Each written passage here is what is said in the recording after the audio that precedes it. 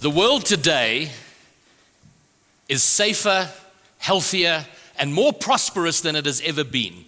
There has never been a better time in human history than right now.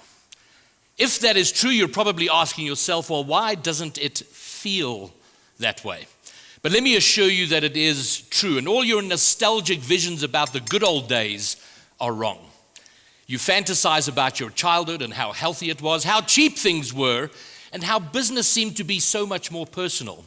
But what you're really remembering is a time when the world moved at a pace that you could understand and deal with. Whereas today it moves so fast, it's hard to know where you are or if you'll ever come to grips with it. This pace is being driven by technological innovation.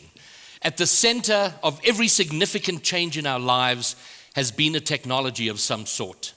But all of this technology and all of this innovation has had unintended consequences. The most significant of which is that we find ourselves living through a period of prolonged transition, where change is inevitable, change is constant, and at the same time a little imperceptible. And this leads to feelings of anxiety, of overwhelm, or just plain uncertainty about where your business is and where it is likely to be in the near future. All of these feelings of anxiety and overwhelm and uncertainty are keeping businesses trapped in a cycle of denial, a cycle with which we are all familiar. And the first part of the cycle is the comfortable business. We've been around for a long time. We understand this industry, we know how it works, we don't need or care for any new technology because our customers need us. But then some disruption comes along, a new technology and innovation that changes your industry and the way you do business in that industry. But it won't last, you say, and our customers need us.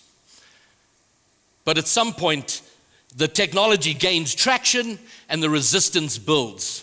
And as people are using the technology more and more, you say, you know what? Our customers are always going to need our deep knowledge and experience in the industry.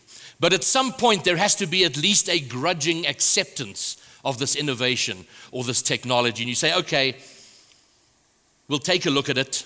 We'll start to use it.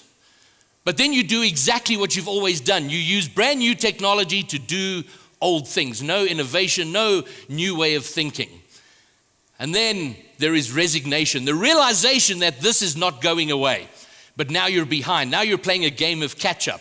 And you're not sure if you'll ever get to square zero, never mind becoming a leader in your industry. But as you embrace innovation, as you embrace technology, you see vision of what can possibly be done. And you say, wow, there are new opportunities, new markets to open, new revenue streams that are available. And you say, we can be pioneers. We're going to Uber our industry. And now finally you're making progress. Business is exciting, you're being profitable, and it's looking better. You're at least keeping up and not falling behind. And almost imperceptibly you slip back into comfort. We've innovated. The way we're doing things now is the way it will always be done. And so the cycle perpetuates. But we are living in through a period of prolonged transition. And by all indications, we will be for at least the next generation. And by its nature, this breeds uncertainty.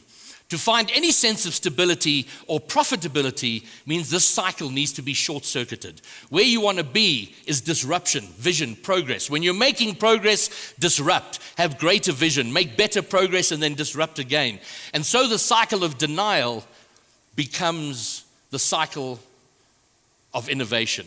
And to get to that point requires that you make some choices and take action on those choices. Because before you change what you do, you have got to change how you think. Which is why the number one skill we all have to learn this year is critical thinking. Critical thinking in your business challenges your comfort. It allows you to make decisions based on data, not intuition or emotion. But most importantly, critical thinking pushes and drives innovation forward. This crazy world of technological innovation is a wide open frontier. The opportunities to be had are as wild as your thinking will allow. At the center of everything I do is this shift from denial to innovation through critical thinking. I do it with audiences all over the world, and I'm really good at it. And I'd love to be on this adventure with you. Thank you very much.